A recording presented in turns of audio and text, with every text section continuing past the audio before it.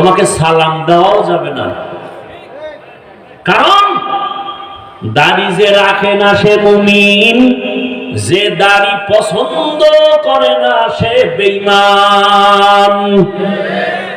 দুজনেরই দাড়ি নেই, কিন্তু ব্যবধানটা কোথায়? উপরে না কলবে? একজনে দাড়ি রাখে না কিন্তু দিলের মধ্যে কি আছে? ভালোবাসা। আর একজনে দাড়ি রাখে না কিন্তু ভালোবাসা নাই, বিরোধিতা করে।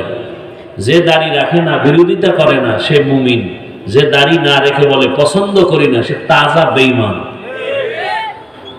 এইভাবে সব পর্দা, নামাজ, এই যে এখানে বহু আল্লাহর বান্দা নামাজ পড়েন না, কিন্তু যদি বলেন পছন্দ করি না, তাহলে যুদ্ধটা আপনার সাথেই হবে, কারণ আপনি বেঈমান।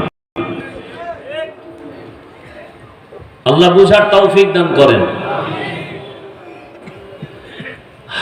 কানের মধ্যে দিছে আল্লাহ শোনার জন্য, তার মানে রাতের বেলা